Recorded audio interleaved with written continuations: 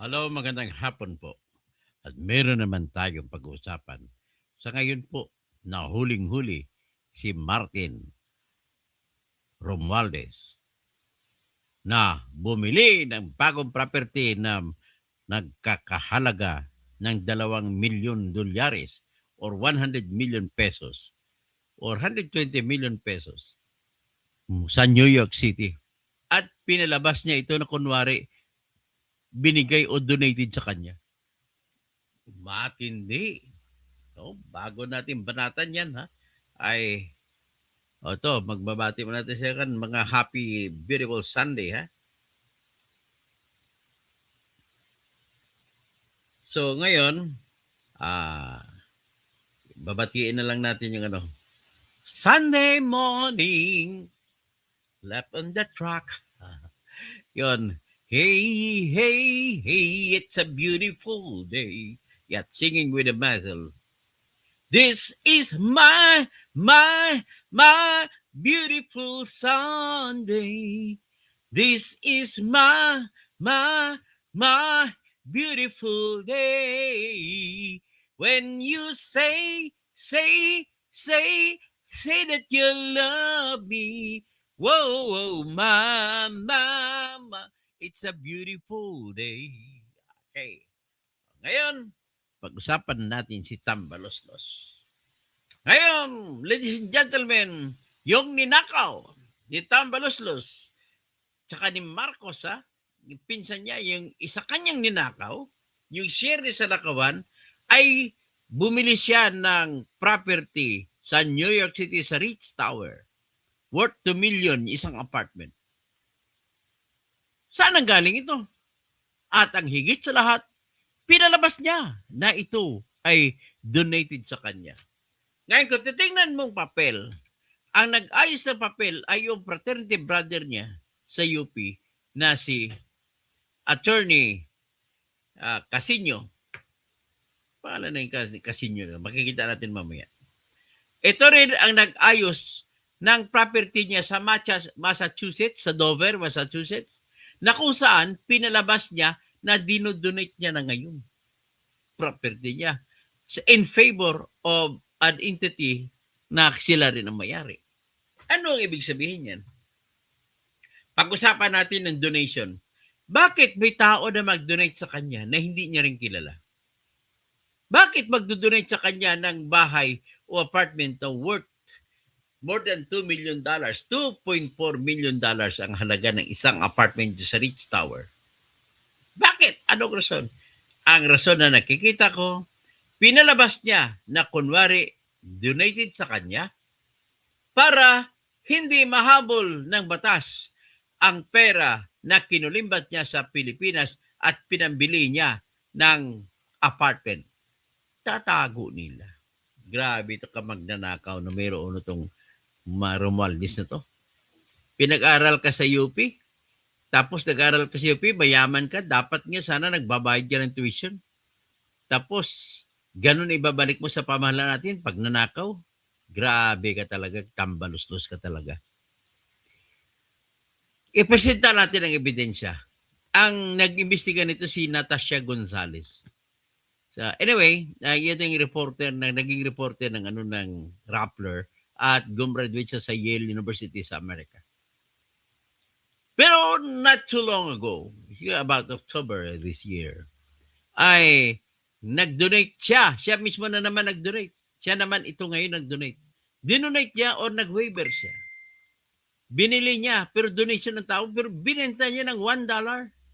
Ang property na $2.4 million ang halaga na nandoon sa Dover, Massachusetts.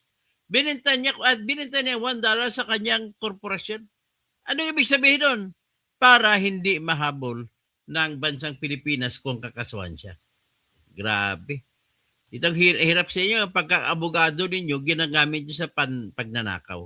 Ikaw, attorney, Casino. Kanono ka ni Teddy Casino? Magkabaliktad kayo ni Teddy Casino. Si Teddy Casino makakaliwa. Ikaw, makakanan. Matindi talaga. O, tingnan ninyo. Ipakita ko.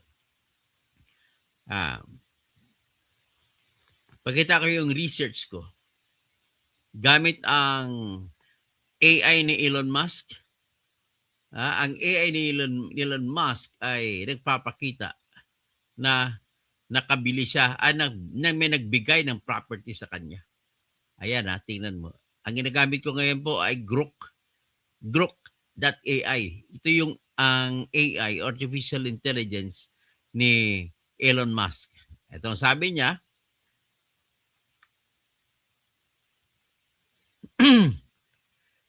ah, sabi niya sa public records, including House Speaker, no, ownership of a property at the Ritz Tower, 465 Park Avenue, New York City. Public records, real estate listings, and recent news reports as of December 2025 do not mention such a connection. The Ritz Tower is a historic luxury cooperative built in 1926 with apartments typically ranging from $1 million to several million dollars, depending on the size, condition, and floor. Listings include units around 1.5 to $2.8 million, with some higher end or renovated ones offering incentives like renovation credits. So, ngayon, para mapatunayan natin, pero bago yan, ipakita muna natin itong investigation ng litrato ni Natasha Gonzalez. Yan po. Investigating the NYC property of Martin Romualdez. Ang kinita niya sa flood control, binili nito, pinalabas niya lang na donated. Grabing taong ito. So, tapos, ano pa? Ito.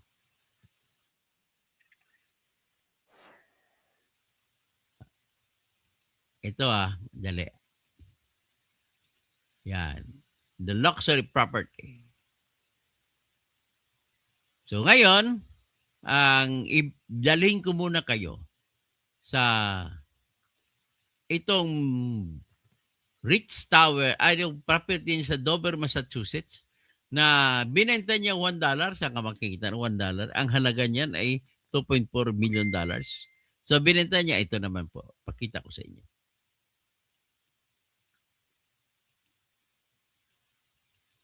Na doon napunta, mga ninakaw nila sa mga ninakaw nila sa flood control. Yan, tingnan mo. Ito po yung bahay. Kita nyo? Yan ang bahay sa Dover, Massachusetts. Yan ang property ni Martin Romualdez na binenta lang ng $1 sa korporasyon nila.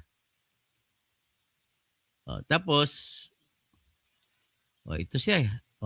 Yan, si Martin Romualdez. Grabe, no? Tapos ito yung papel na quit claim deed.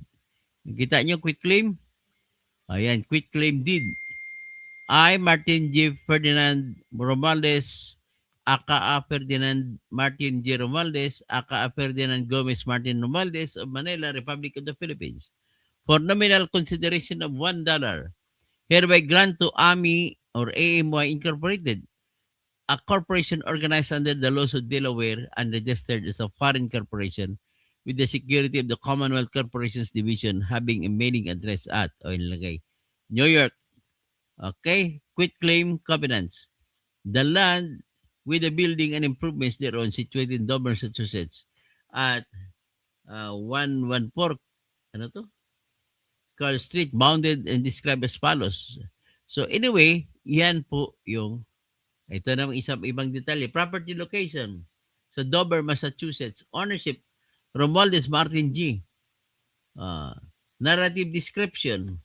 This parcel contains 6.25 acre of land, mainly classified as one farm with a colonial building built about 1930, having primarily wood shing exterior and 4,840.85 square feet with one residential unit, 3 baths, 1 half bath, 10 rooms, and 4 bedrooms. So current property assessment, year 2025, land area 6.25 acres. Card 1 value, building value $1,268,400. Extra features value $4,000. $100. Land value, $971,500. Total value, $2,244,000. So, yan ang mga property niya. Okay, nakita nyo? O pakinggan natin ngayon si Natasha Gonzalez. Natasha, I'm asking uh, permission from you, although belatedly, na i-project ko ito at mag-subscribe at mag-like kayo sa channel ni Natasha Gutierrez. Hindi pala Gonzalez, Natasha Gutierrez. So, subscribe kayo sa kanyang ito, papalabas na natin ang kanyang balakan, nilabas.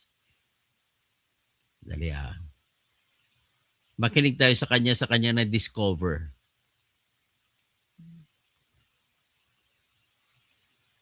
Ito. So, 16.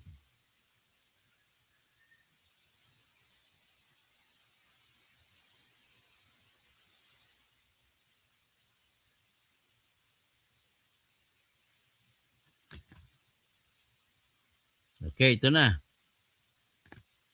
I started looking into the assets of former House Speaker Martin Romualdez. The reason why I was looking into his assets was because he was among the highest government officials being linked to the scandal. Obviously, as House Speaker at the time that the corruption was happening, I was interested to see if his assets might show any changes in his wealth. And the mere fact that he is the first cousin of the president was very interesting to me. And because he hasn't yet released his statement of assets, liabilities, and net worth, or SALN, which is required of any government official, wherein they are meant to declare truthfully the assets and their wealth, I was quite interested in looking deeper into what he owned. And so that is what has led me to our exclusive today. So during the course of that, I then came across a property under his name in New York City that's never been reported on before. So I have the paperwork here, the documents from New York from the Office of the City Register of the City of New York, which tells us that in 2024, Ferdinand Martin G. Romualdez asked the administrator of the estate of his father, Benjamin Romualdez, acquired a property in Manhattan on 465 Park Avenue, Unit 28A, New York, New York. But the one thing that raises eyebrows about this transaction is that it was a no consideration transfer. What does that mean? Real estate lawyers that I've spoken to say that a no consideration transfer means that Yan sasabi na walang consideration transfer, ibig sabihin, binigay. Pero sino naman siya para bigyan siya ng tao na hindi nakikilala? Meron bang isang tao na hindi kakilala magbibigay ng Magbibigay lang sa iyo basta-basta? At ang ay 2.4 billion ang halaga normally niyan, dollars. apartment unit, this luxurious apartment unit was gifted. A no consideration transfer is used for gifts or donations, and it appears in the paperwork that the property was gifted to the estate of Benjamin Romualdez, received by Representative Martin Romualdez, although it does not say in the paperwork. Ito, kita mo. Kunwari, napunta sa tatay niya, sa estate ng tatay niya, para iwasan ang pag-investigasyon na yung kinita niya sa flood control project mabibisto. Kaya gano'n ang diskarte niya. Kunwari, ay binigay sa estado sa property ng tatay niya na si Kukoy Romualdez. Ano ibig sabihin niyan? Siya rin ang bumili nun. Gumamit ibang tao, bumili ng property, ipinangalan o ibinigay doon sa estate ng tatay niya, estate ni Kukoy Romualdez. Why it was donated to them, which lawyers have told me is slightly suspicious, because who is donating high value New York City properties to strangers? It appears that from my investigation that the previous owner of this apartment building, this unit, on the Ritz Tower is not related to the Romualdez family. And so, why was this donated? The paperwork also does not show that any money was exchanged. And so, we want to know why. But when I asked lawyers what could possibly have happened here, they told me just in general that it could mean the property was paid for in cash. It could mean there was a different agreement. There are many ways we can interpret this, but it's hard to know for sure because the paperwork only tells us certain details, and we were hoping to get Grabe, those tuso, answers no? as to Tuso. why from the parties involved. Now, the other thing about no consideration transfers is there are no taxes involved. So we want to understand why it was a no consideration transfer. But unfortunately, in the affidavit that is also signed by Representative Martin, there is no reason given as to why it was a no consideration transfer. It says here the aforementioned no consideration transfer was made solely for the grounds stated herein. Unfortunately, on the paperwork, there are no grounds stated as to why. So again, it raises more questions for me as to A, why has a complete stranger seemingly donated a high value Manhattan property to the Romualdez family, signed and received by Representative Martin Romualdez? Two, why was it a no consideration transfer? Yan. Ang tanong, ulitin ko lang sa Tagalog na tanong, bakit may magbibigay sa kanya ng property na ang halaga ay $2.4 million doon sa estate ng tatay niya? Bakit? Anong dahilan? Ang dahilan na nakikita ko po ay kasama yan, binili ng apartment na yan sa Ritz Tower ay kasama yan sa kinita niya sa flood control projects. Kasama yan sa dineliver ni Saldico sa kanya na 1 billion a month. Ha? Yan. And three, the other thing that's worth noting in this paperwork is that the lawyer who facilitated the transfer of the property Sino ang abogado na facilitate? Andrew Casino, Esquire. Yang brad niya, nag-graduate sa UP. Brad niya sa College of Law, si Andrew Casino. Yan din po ang isa sa mga director or shareholders ng Benguet Mining Corporation. Tingnan, pakinggan mo. is Andrew Casino. Now, this name is quite familiar because that is the same lawyer who helped Representative Romualdez transfer his Dover, Massachusetts property that was worth $2.24 million to a corporation for just $1. Gago itong Andrew Casino to. Dapat kapatayin ng Pilipino. Tinutulungan mo magnakaw ang magnanakaw na maitago ang kanyang ninakaw. Grabe ka. July 2025. This is based on a report by Rappler. So it's that same lawyer who helped Representative Martin transfer his Massachusetts property just for $1 to a company, AMI Inc., that later on, Rappler reports, is also run or managed by the lawyer Andrew Casino. Kanya rin yun, korporasyon ng AMI Inc. Grabe. Ang pinamamanage niya yung brad niya na si Andrew Casino. The other thing about Andrew Casino is he's actually a fraternity brother of Representative Martin, and he sits on the board of one of Representative Martin's mining companies, Benguet Corporation. So what do we know about this apartment unit? Well, what we know is that 465 Park Avenue is the Ritz Tower in Manhattan, and I'm now on their website, and it says the Ritz Tower was built in 1925 as the city's most elegant apartment hotel. The Ritz Tower today remains one of Manhattan's most luxurious and sought-after residential cooperatives, noted for its spacious and elegant apartments, each one unique. On another website, on City Realty, I can see photos of the Ritz Tower, and it looks very glam. I think what also stands out to me is that it's located at the intersection of Park Avenue and 57th Street, which means that it's close to Central Park, high-end shopping, and fine dining.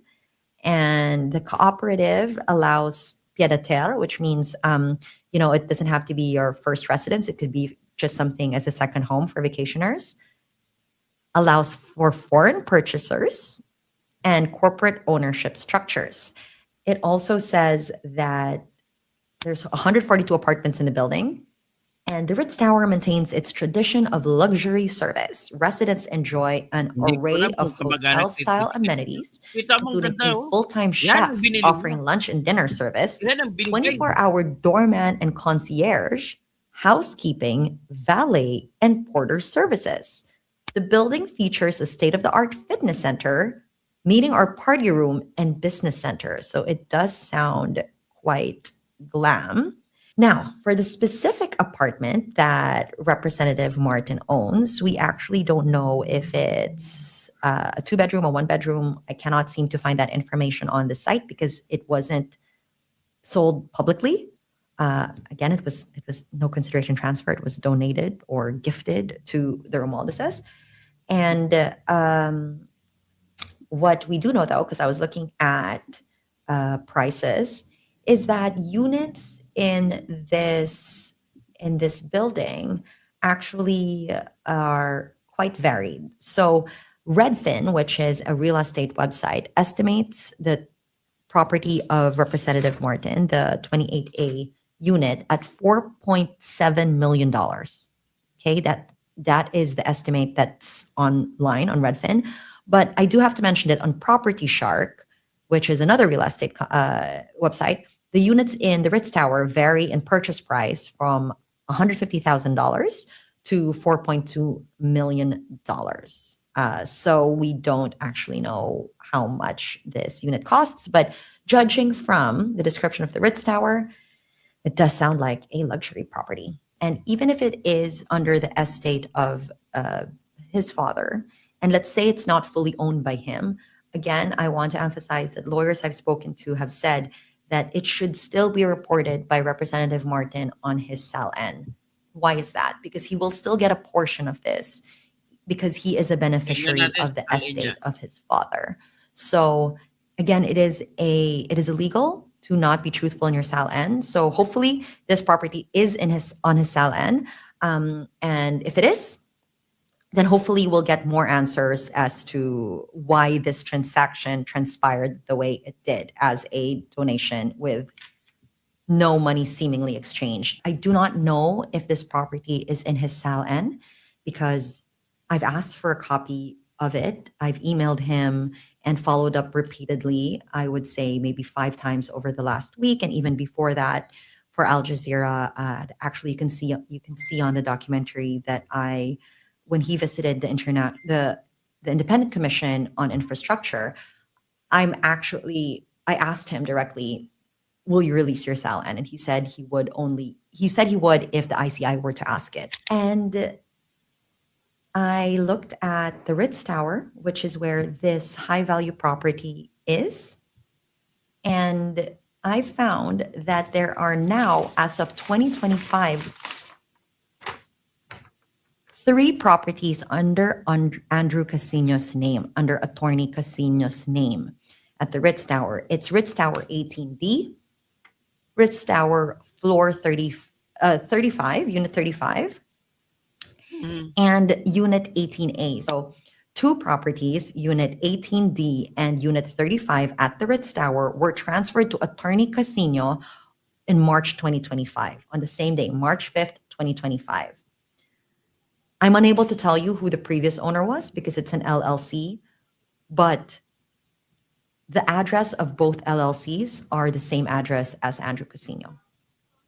The third property, Unit 18A, was transferred in June 2025, so just a few months ago, by a private seller to Andrew Casino. Now, I've also reached out and asked Attorney Casino and Representative Martin if these 3 additional properties that are now in Casino's name, just as of 2025, are actually owned by the Romualdeses. Because right now Attorney Casino is just listed as a trustee of these 3 properties. Ako, kay Casino pinangalan. Dami property kay Casino pinangalan. Kano ni Ted Casino yan? And I asked them if these 3 additional properties at the same building actually belonged to the Romualdez family. Unfortunately, I did not hear from Attorney Casino or Representative Martin on that question. So there are three things to note here. One, why was a New York high value property donated to the Romualdez family? Two, by a seemingly by a stranger, it seems. Two, why was it a no consideration transfer? And three, why are there three more properties under the lawyer's name? The Yun same nga, lawyer bakit who's a fraternity pinangalan mo brother sa of Representative Martin who helped transfer bakit mo pinangalan sa abogado mo mga property? Ibig sabihin, iniiwas mo na madiscover. another property in Massachusetts. So there are a few questions here that unfortunately I can't answer because I did not hear any responses. But I do have recorded here all the times that I've followed up with them. So I first sent this email to Representative Martin, Attorney Casino, and the private owner who sold it to them. And in those letters that I first sent on November 20, I followed up yet again on November 21, on November 25, on November 26, on email, on WhatsApp, on Viber. I even called Attorney Casino's number and left a voicemail, did not get a response. Representative Martin, I've messaged him three, four times on Viber as well. Ay, sasagot yan. Did not hear a response.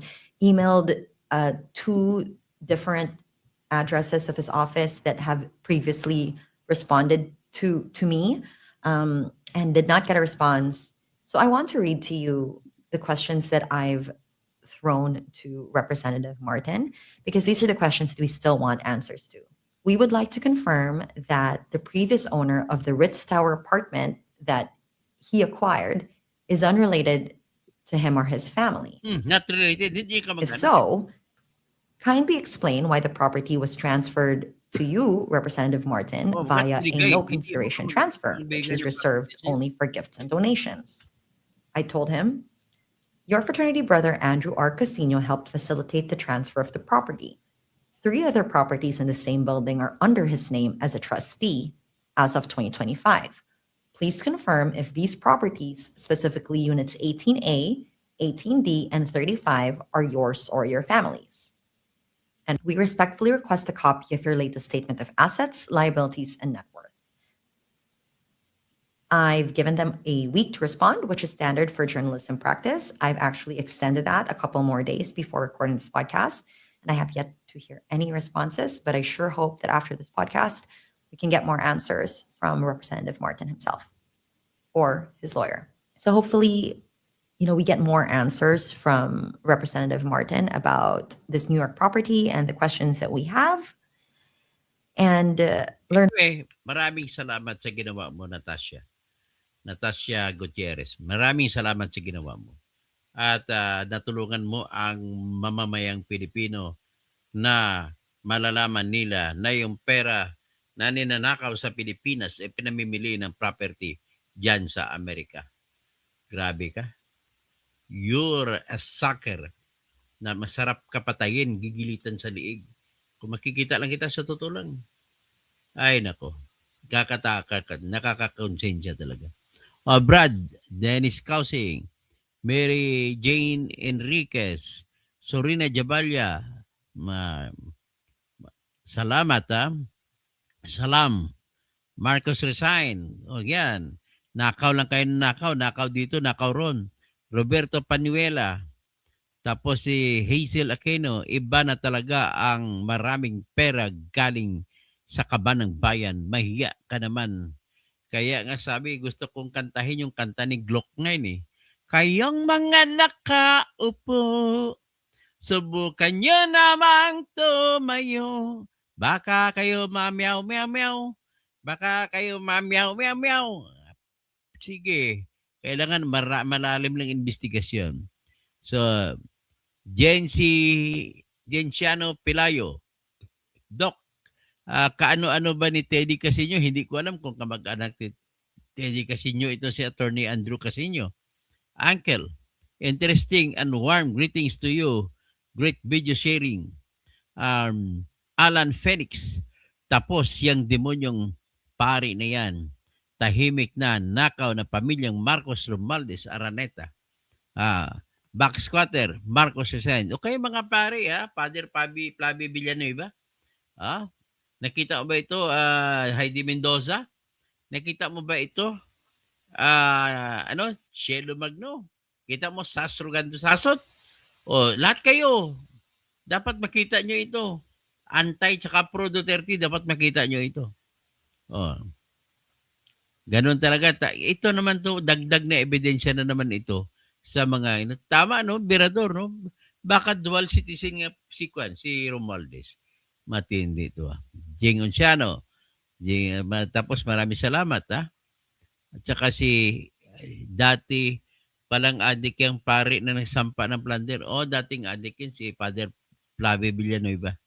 Wala nang matino sa administrasyon ito. Puro magkawatan. Yan Nanggaganso, sabi ni Genciano Pelayo, nanggaganso pa ng mga pera ng Pilipino. Di po nakukulong, kasabwat yata sila.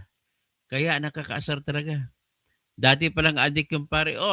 Father Flavi, bakit hindi mo ito banggitin nyo man lang, kahit isigaw nyo lang. You do not join the chorus of the desire for justice.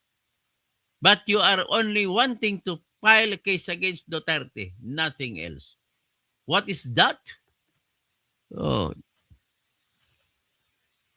Tapos sabihin ni Cardo sa bukid. Tapos sabihin na naman ng loyalista ng fake news. Akala ko, si Melissa, adik pa rin yan, sabi ni Melissa Javier. Akala ko si Senba. So, anyway, ito na lang po. At pakishare-share po. Pakilike. At sana ay yung hindi pa nakakuan sa akin, subscribe na po kayo. Sa Yasmin Martino. Doc, nowhere to be found na si Tamba. Hindi naman lang nag-explain sa public, implicated siya sa corruption. Sila ni Bongbong Marcos ang mastermind dito, kasama si Saldico. So maraming salamat po. Si Gabriel Mejorada, Cielo Magno, na economic analyst, dapat mas galit sa gobyerno sa grabing kinurap na budget ng trilyon. Wala, hindi bias siya Di ba kaya ang bumoto sa magnanakaw? Okay, maganda.